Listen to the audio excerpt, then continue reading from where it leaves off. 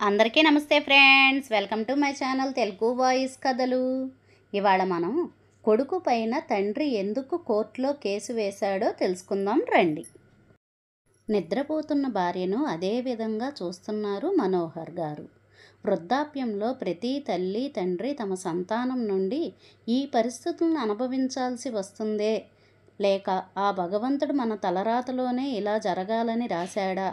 నువ్వు లేని ఇంటికి వెళ్ళలేకపోతున్నాను, 15 రోజులు అయ్యింది, తొందరగా కోలుకో హేమా అంటూ ఆసుపత్రి పక్క వీధిలో హనుమంతుడి దేవాలయం నుండి తెచ్చిన కుంకుమను భార్య నుదుటి మీద పెట్టాడు భర్త.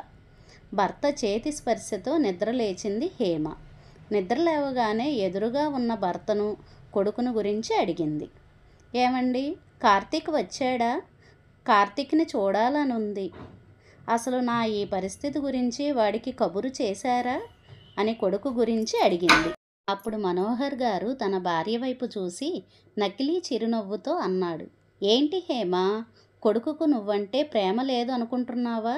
కార్తీక్ వచ్చినప్పుడు నువ్వు నిద్రపోతున్నావు, ఎందుకులే లేపడం అని చెప్పేసి నిన్ను నిద్ర లేపలేదు. తిరిగి మళ్ళీ వారం రోజుల్లో ఆఫీసు నుండి సెలవు తీసుకుని వస్తానన్నాడు.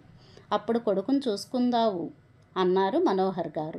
భర్త మాటలు విన్న హేమ కోపంతో, కార్తీక్ వచ్చినప్పుడు నన్ను మీరు నిద్ర నుండి మేలుకోవచ్చు కదా, ఒక్కసారి కొడుకు కోసం నిద్ర డిస్టర్బ్ అయితే ఏమవుతుంది? అయినా రోజంతా బెడ్ పైనే పడుకున్నాను కదా ఏమండి, ఇంకా ఈ ఆసుపత్రి వాతావరణంలో ఉండలేకపోతున్నాను, 15 రోజులు అయ్యింది, డాక్టర్ని అడగండి ఎప్పుడు డిశ్చార్జ్ చేస్తారో. భార్య మాటలను విన్న మనోహర్ గారు కాసేపు మౌనంగా ఉండిపోయారు. ఆ తర్వాత మెల్లగా నేను మాట్లాడాను. డాక్టర్ తొందరలోనే డిశ్చార్జ్ చేస్తానన్నారు. నువ్వు ఎక్కువగా ఈ విషయాల గురించి ఆలోచించకు అంటూ మనోహర్ గారు గది నుండి బయటికి వెళ్ళిపోయారు. గది బయట ఉన్న బెంచ్ మీద కూర్చున్నారు మనోహర్ గారు. అప్రయత్నంగా వస్తున్న కన్నీళ్లని తుడుచుకుంటూ ఆ రోజులను గుర్తు చేసుకున్నారు మనోహర్ గారు. తండ్రి ఊరిలో ఒక పెద్ద ధనికుడు. చాలామందికి సహాయం కూడా చేసేవారు. అతనికి ఊళ్ళో అందరూ చాలా గౌరవం ఇస్తారు. ఎప్పటి నుండి అయితే మనోహర్ గారికి గవర్నమెంట్ ఉద్యోగం వచ్చిందో అప్పటి నుండి మనోహర్ గారి తండ్రికి మరింత గౌరవం పెరిగింది. ఆ తర్వాత దగ్గరి సంబంధమైన హేమతో వివాహం చేసుకున్నారు. పెళ్ళైన చాలా సంవత్సరాల వరకు వారికి పిల్లలు పుట్టలేదు. పిల్లలు లేని కారణంగా హేమ చాలా దిగులుతో ఉండేది. కానీ మనోహర్ గారికి రెండవ వివాహం చేసుకోమని పెద్దలు, చుట్టుపక్కనోళ్ళు మరియు బంధువులు చాలా ఒత్తిడి చేశారు. కానీ పాపం హేమ అటు పిల్లలు లేరని చాలా బాధపడుతూ ఉండేది. మనోహర్ గారి రెండో పెళ్లి విషయం గురించి పెద్దలు ఒత్తిడి చేసినా ఇలా అన్ని సమస్యలతో హేమ చాలా కుంగిపోయింది. పగలు రేత్రి భగవంతుడిని ప్రార్థించడంలో మునిగిపోయింది హేమ. భగవంతుడా, నా మొర ఆలకించి నాకు సంతానం కలగచేయమని కోరుకునేది. రోజులు గడుస్తూ వివాహం జరిగిన 10 సంవత్సరాలకు భగవంతుడి దయ వలన హేమకు కొడుకు పుట్టాడు. ప్రపంచంలో కల్లా అదృష్టవంతులు తనకన్నా ఇంకెవరూ లేరని తల్లి తండ్రి అయినట్టుగా హేమ మరియు మనోహర్ గారు చాలా సంతోషంగా ఉన్నారు. కొడుకు కార్తీక్ అని నామకరణం చేశారు. పెళ్ళైన చాలా సంవత్సరాల తర్వాత ఇంట్లో మనవడు పుట్టాడని ఇంటిల్లిపాది కార్తీక్ను చాలా గారాబంగా పెంచుకున్నారు. రోజులు గడుస్తున్నాయి. మనోహర్ గారి తల్లి వయసు కారణంగా మరణించారు. కొద్ది రోజులకు తండ్రి క్యాన్సర్ ఉందని తెలిసి తండ్రి కోసం మనోహర్ గారు చాలా డబ్బు ఖర్చు చేసి వైద్యం ఇప్పించారు. కానీ ప్రయోజనం లేకుండా పోయింది. అలాగే కార్తీక్ కూడా పెరిగి పెద్దవాడయ్యాడు. ఒకరోజు కాలేజీ నుండి ఇంటికి వచ్చి కార్తీక్ గట్టిగా కేకలు వేస్తూ, అమ్మా, నానా, నేను ఇంటర్ సెకండ్ ఇయర్ ఫస్ట్ క్లాస్లో పాస్ అయ్యాను అన్నాడు. తల్లిదండ్రి ఆనందానికి అవధులు లేకుండా పోయింది. నాన్న తర్వాత చదువుల కోసం విదేశాలకు వెళ్ళాలనుకుంటున్నాను అన్నాడు. కార్తీక్ విదేశాల్లో ఇంజనీరింగ్ పూర్తి చేశాక నా లైఫ్ సెట్ అయినట్లే అన్నాడు కొడుకు. కొడుకు మాటలు విన్న మనోహర్ గారు మౌనంగా ఉండిపోయారు. కానీ హేమ, కార్తీక్ ఇక్కడ ఇన్ని మంచి కాలేజీలు ఉండకూడా ఎందుకు విదేశాలకి వెళ్ళాలనుకుంటున్నావు? నీకు తెలుసు కదా, తాతగారి ఆరోగ్యం విషయమైన నాన్న చాలా డబ్బు ఖర్చు పెట్టారు. విదేశాలకు వెళ్ళి చదువు అనేది చాలా ఖర్చుతో కూడుకున్నది పని. ఇప్పుడు అంత డబ్బు అని తల్లి అంటుండగానే, అమ్మ, ఈ నిర్ణయం మంచి జీవితాల్ని మార్చేస్తుంది. చదువు పూర్తయ్యాక అక్కడ ఉద్యోగం దొరకటం చాలా సులభం. మన కష్టాలన్నీ తీరిపోతాయమ్మా. ఎన్నాళ్ళు నెల నెల వచ్చే జీతం మీద ఆధారపడి బతుకుతాము? నాకు ఈ ఉద్యోగం వచ్చి కాస్త స్థిరపడ్డాక మిమ్మల్ని కూడా తీసుకువెళ్తాను. ఇంకా మీ ఇద్దరికీ విశ్రాంతి దొరుకుతుంది అన్నాడు కార్తీక్.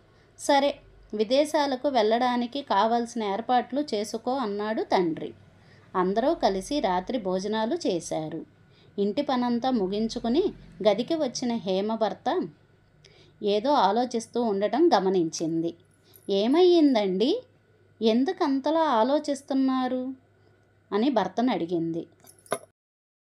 కార్తీక్ మాట కాదనలేక ఉదయం విదేశాలకి పంపడానికి ఒప్పుకున్నా. కానీ డబ్బు సర్దుబాటు ఎలా అవుతుందో, నా పేరు మీద భూమి, రిటైర్మెంట్ డబ్బులు, ఇల్లు తప్ప ఇంకేం ఆస్తుంది? వృద్ధాప్యంలో అవసరానికి కొంత డబ్బు ఉండాలి కదా. ఇప్పుడు కాకపోయినా రేపో మాపో వాడికే కదా ఈ డబ్బంతా. రేపో మాపో కొడుకునే కానీ మనం మరణించిన తర్వాత ఇప్పటి పరిస్థితులు నీకు అర్థం కావు హేమ. వృద్ధాప్యంలో బతకడానికి కొంత డబ్బు దాచుకోవాలి. అప్పుడు హేమ కాస్త కోపంగా, ఇప్పుడైతే వాడి చదువు ఉపయోగపడుతుంది. మన తదనంతరం వాడికి డబ్బు అవసరం ఏమీ ఉండదు. మీరు ఎక్కువగా ఆలోచిస్తున్నారు. కొడుకు ఉండంగా వృద్ధాప్యంలో ఆలోచించాల్సిన అవసరం ఏముంది? మన పెంపకం మీద మనకే నమ్మకం లేకపోతే ఎలా అని అడిగింది అన్నది భార్య. మరుసటి రోజు రిటైర్మెంట్ డబ్బులు తన పేరు మీద ఉన్న భూమిని తాకట్టు పెట్టాడు. అయినా డబ్బు సరిపోలేదు. మిగిలిన సొంత ఇంటిని కూడా తాకట్టు పెట్టాడు. తండ్రి డబ్బంతా సమకూర్చి భారమైన మనసుతో కొడుకుకు విదేశాలని పంపాడు. తల్లి తండ్రి ఒకగానొక్క కొడుకు విదేశాలకి వెళ్ళిపోయాక హేమ మరియు మనోహర్ గారు ఒంటరి వాళ్ళయ్యారు. కొడుకు చదువు పూర్తయి ఉద్యోగం సంపాదించాక ఇద్దరినీ తనతో పాటు తీసుకెళ్తాడని ఇద్దరూ ఆశతో బతుకుతున్నారు. చూస్తుండగానే కార్తీక్ చదువు పూర్తయ్యింది. ఉద్యోగం కూడా సంపాదించాడు. మనోహర్ గారి పింఛన్ డబ్బుతో ఇల్లు గడిచేది. ఒకరోజు హేమ కార్తీక్ ఫోన్ చేశాడు. శుభవార్త చెప్పాడు. కార్తీక్కు ఇండియాలోనే ఉద్యోగం వచ్చిందంట. వచ్చే వారం రోజుల్లో బయలుదేరి వస్తాడట. చాలా సంవత్సరాల తర్వాత కొడుకుని కలుస్తున్నందుకు హేమ చాలా సంతోషపడింది. 4-5 రోజులకి కొడుకు బయలుదేరాడని తెలిసి, భోజన సమయానికంతా కొడుక్కి వస్తాడని తెలిసి కొడుకుకు ఇష్టమైన వంటలు, పిండి వంటలు చేసి కొడుకు కోసం ఎదురు చూస్తున్నారు. తల్లి తండ్రి కాసేపటికి కార్తీక్ ఇంటికి చేరుకున్నాడు. కార్తీక్తో పాటు ఒక అమ్మాయిని చూసి ఆశ్చర్యపోయారు. తల్లి తండ్రి ఆ అమ్మాయి చాలా మోడ్రన్గా ఉంది. హేమ మరియు మనోహర్ గారి మనసులో ఎన్నో ప్రశ్నలు. తల్లిదండ్రులకు అమ్మా నాన్న తాను నేహ నా స్నేహితురాలు, నాతో కలిసి పనిచేస్తుంది అంటూ పరిచయం చేశాడు. ఇది విన్న ఇద్దరూ పెద్దగా రియాక్ట్ అవ్వకుండా సాధారణంగానే అమ్మాయిని ఇంటిలోనికి ఆహ్వానించారు. కొడుకు చాలా కాలం తర్వాత తిరిగి వచ్చాడు కాబట్టి హేమ అతనికి నచ్చిన వంటకాలని సిద్ధం చేసింది. కార్తీక్ మరియు నేహ భోజనాల తర్వాత కార్తీక్ విశ్రాంతి తీసుకోవడానికి అతని గదికి వెళ్ళాడు. వెంట వచ్చిన నేహాను గెస్ట్ రూమ్లో విశ్రాంతి తీసుకోమని చెప్పింది హేమ. ఆ తర్వాత హేమ తన గదికి తిరిగి వచ్చినప్పుడు మనోహర్ గారు ఏదో ఆలోచనలో ఉండటం చూసి, ఏమయ్యింది, అంతలా ఆలోచిస్తున్నారు అని అడిగింది హేమ. ఎందుకో మనసు కంగారుగా అనిపిస్తుంది. ఏదన్నా చెడు జరిగే ముందు ఇలాగే ఆందోళనగా ఉంటుంది నాకు అన్నారు మనోహర్ గారు. కాస్త మనసు మరల్చండి.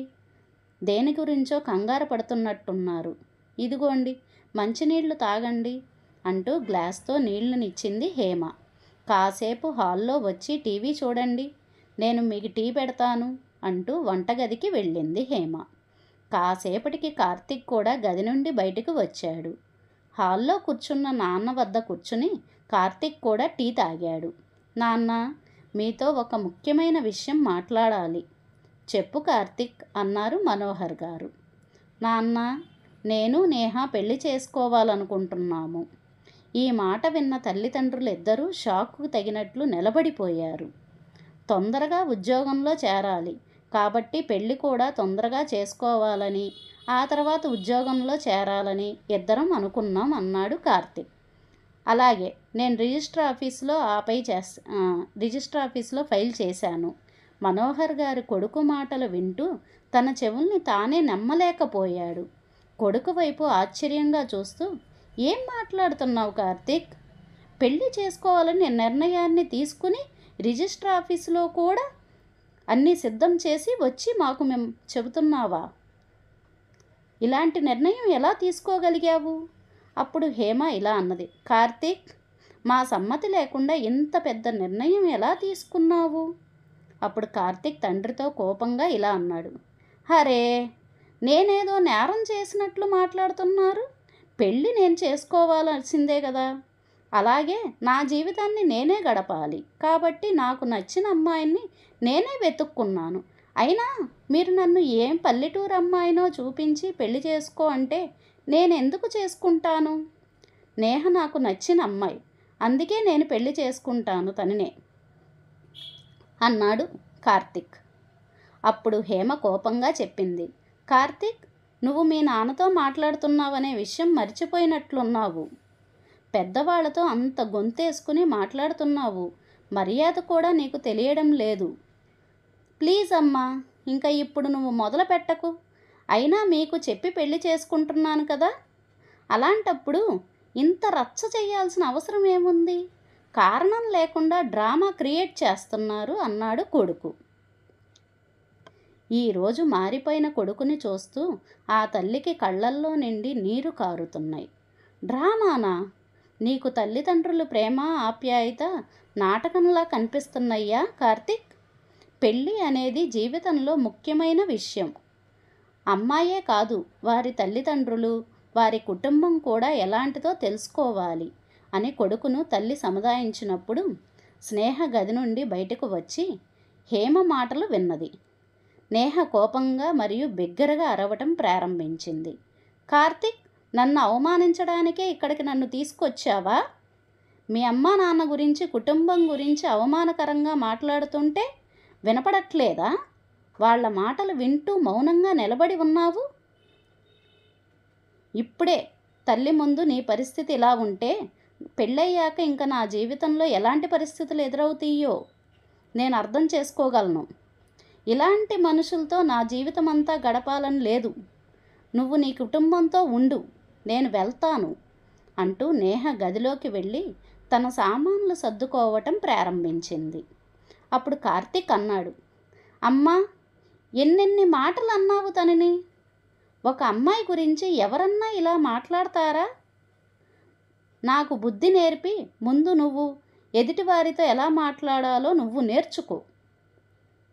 ఊరి వాళ్ళు కదా, మీకు సంస్కారం లేదు అంటూ తల్లిని అవమానకరంగా మాట్లాడి నేహ గదికి వెళ్ళాడు. మనోహర్ గారు మరియు హేమ కొడుకుని చూస్తూ ఉండిపోయారు. ఏ కొడుకు గురించి ఇన్ని త్యాగాలు చేశారో ఆ కొడుకు నుండి ఇన్ని మాటలు వినవలసి వస్తుందని కలలో కూడా ఊహించలేదు తల్లి తండ్రి. కొడుకు విదేశాలకు వెళ్ళకముందు చెప్పిన మాటలు విని ఎన్ని ఆశలతో తమ భూమిని, ఇంటిని తాకట్టు పెట్టి అలాగే రిటైర్మెంట్ డబ్బులన్నీ కొడుకు కోసం ఖర్చు చేశామో అదంతా చేసింది ఈరోజు చూడడానికేనా అనుకున్నారు ఇద్దరు.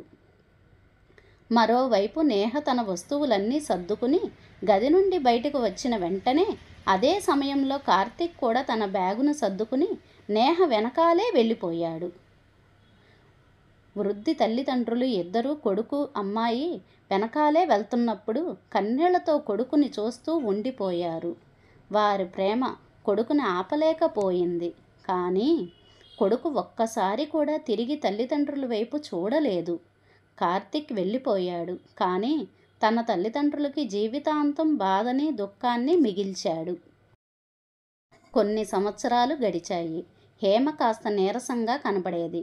భార్యను జాగ్రత్తగా చూసుకునేవారు మనోహర్ గారు. మనోహర్ గారు తన కొడుకుని విదేశాలకు పంపడానికి రుణం తీసుకున్నవారు.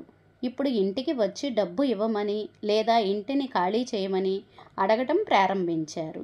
వేరే దారి లేని తండ్రి డబ్బు కోసం ఆందోళన చెందుతూ అతను తన కొడుకు సహాయం కోసం కార్తిక్కి ఫోన్ చేశాడు. కానీ సహాయం చేయడానికి బదులుగా కార్తిక్ తండ్రిని 4 మాటలు వినిపించాడు. సహాయం మాట పక్కన పెట్టండి మనోహర్ గారు, మీ ముఖం కూడా ఇక జన్మలో చూడను.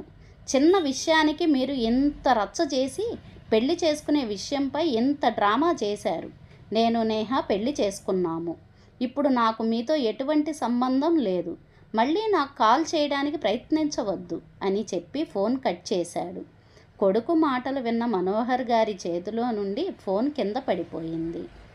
అతను అక్కడే రాయిలా నిలబడిపోయాడు. వంటగదిలో నుంచి బయటకు వచ్చిన హేమ తన భర్త పరిస్థితి చూసి భయపడిపోయింది. ఏమైంది మీకు అని అడిగింది. చేతి సహాయంతో పక్కనే ఉన్న సోఫాలో కూర్చోబెట్టింది. అదే సమయంలో మనోహర్ గారు కళ్ళల్లోంచి కన్నీళ్లు జలపాతంలా పారుతున్నాయి. భర్త ఇలా ఏడవటం చూసి హేమ చాలా భయపడిపోయింది. ఏమైందండి? కార్తిక్ ఫోన్ చేశారు. వాడేమన్నాడు? మన కొడుకు బాగానే ఉన్నాడు కదా? అప్పుడు మనోహర్ గారు కన్నీళ్లు తుడుచుకుని ఇలా అన్నారు. నీ కొడుకు బాగానే ఉన్నాడు. మన పరిస్థితి బాగోలేదు. మన భవిష్యత్తు మనకు దూరం అయిపోయింది.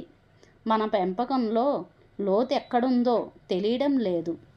ఈరోజు మన కొడుకును చూపిస్తున్న రోజులు జీవితంలో చూస్తానని ఊహించలేదు అంటూ కొడుకుతో జరిగిన సంభాషణ భార్యతో చెప్పగా హేమ కోపంగా, మీతో ఇలా ఎలా మాట్లాడాడు వాడు? ఇప్పుడే వాడితో మాట్లాడతాను. మెదడు పనిచేయడం లేదా వాడికి? అంటూ ఫోన్ ఇవ్వండి, నేను మాట్లాడతాను అన్నది. కానీ మనోహర్ గారికి అర్థమైపోయింది ఇప్పుడు వారి కొడుకు వాళ్ళ కొడుకు కాదని, ఇంకా మిగిలిన జీవితం వారిద్దరే ఒకరినొకరు తోడుగా ఉండాలని. కానీ హేమ ఆ నిజాన్ని ఇంకా స్వీకరించలేకపోతుంది. కొడుక్కు చాలాసార్లు ఫోన్ చేసింది, కానీ కార్తీక్ ఎప్పుడు ఫోన్ లిఫ్ట్ చేసి మాట్లాడలేదు. తరచుగా తల్లి ఫోన్ చేస్తూ ఉండేది. మనోహర్ గారు మనసులో అనుకునేవారు, తల్లితో కూడా కొడుకు తప్పుగా మాట్లాడితే అందుకే మనోహరి హేమకు ఫోన్ చెయ్యొద్దని చెప్పేవాడు పద్దాక. కానీ తల్లి మనసు ఊరుకోక ఎప్పుడూ ఫోన్ చేస్తూనే ఉండేది. హేమ మరోసారి కాల్ చేయడానికి ప్రయత్నించినప్పుడు కార్తిక్ ఫోన్ లిఫ్ట్ చేశాడు. ఇన్నిసార్లు ఫోన్ తీయకపోతే మీకు అర్థం కావట్లేదా? మీతో మాట్లాడడం ఇష్టం లేదని కాస్త మర్యాదగా మాట్లాడుతున్నాను. మీరు కూడా మర్యాద కాపాడుకోండి అంటూ ఫోన్ పెట్టేశాడు. అప్పటికే అనారోగ్యంతో ఉన్న తల్లి ఒకానొక్క కొడుకు మాటలను తట్టుకోలేక స్పృహ తప్పి పడిపోయింది. మనోహర్ గారు తన ఇరుగు పొరుగు వారి సహాయంతో భార్యను ఆసుపత్రికి తీసుకువెళ్ళారు. ఆసుపత్రిలో డాక్టర్ చెకప్ చేసి కొన్ని పరీక్షలు చేయించారు. కానీ రిపోర్ట్ వచ్చినప్పుడు డాక్టర్ చెప్పిన మాటలకు విని మనోహర్ గారికి కాలి కింద భూమి కంపించినట్లయింది, కదిలిపోయినట్లయింది. హేమగారికి స్టంట్స్ వేయాలని, గుండెకు రక్త సరఫరా సరిగ్గా జరగట్లేదని డాక్టర్ గారు చెప్పారు. సకాలంలో ఆపరేషన్ చేయించుకుంటే ఆమెను కోల్పోవలసిన అవసరం లేదని డాక్టర్ గారు గట్టిగా చెప్పారు. మనోహర్ గారికి చేతులు కాళ్ళు వణకడం ప్రారంభమయ్యాయి. తన జీవిత భాగస్వామిని కోల్పోతానేమో అన్న భయంతో లోపల అతన్ని బాధపడుతుంది. భార్యను ఎలా కాపాడుకోవాలో అతనికి అసలు అర్థం కాలేదు. హాస్పిటల్ ఖర్చుల్లో ఎలాగలా పెన్షన్ డబ్బులతోనే ఖర్చు చేశాడు. హాస్పిటల్లో మెడికల్ షాపుల్లో మందులు తీసుకుంటుండగా ఒక వ్యక్తిని చూశాడు. అతను మనోహర్ని చూడగానే అతని ముఖంలో చిరునవ్వు. అతను నవ్వుతూ అన్నాడు, మనోహర్ గారు, ఎన్ని రోజులయ్యింది అంటూ ఇంకా నన్ను గుర్తుపట్టలేదు? నేనోయ్ ప్రమోద్ని అంటూ గుర్తు చేశాడు. ఎదుటి వ్యక్తి ప్రమోద్ అని ఏదో టెన్షన్లో ఉండి గుర్తుపట్టలేకపోయాను నిన్ను, సారీ అంటూ ఇద్దరూ మాట్లాడుతూ పక్కన ఉన్న బెంచ్ మీద కూర్చున్నారు. మనోహర్ గారు, ఎలా ఉన్నావు? చాలా సంవత్సరాల తర్వాత నిన్ను కలిశాను, అది కూడా హాస్పిటల్లో అన్నాడు ప్రమోద్. అప్పుడు మనోహర్ గారు, నేను చాలా బాగున్నాను, నాకేమీ ఇబ్బంది లేదు, మా ఆవిడ ఇక్కడ అడ్మిషన్ అయ్యింది అంటూ ఒంటరిగా అనుభవిస్తున్న బాధను ఎవరితోనైనా పంచుకోవాలని ఈరోజు అతను తన జీవిత పుస్తకాన్ని స్నేహితుడి ముందు తెరిచాడు. మనోహర్ తన జీవితంలో జరుగుతున్న విషయాలన్నిటినీ ప్రమోద్తో చెప్పారు.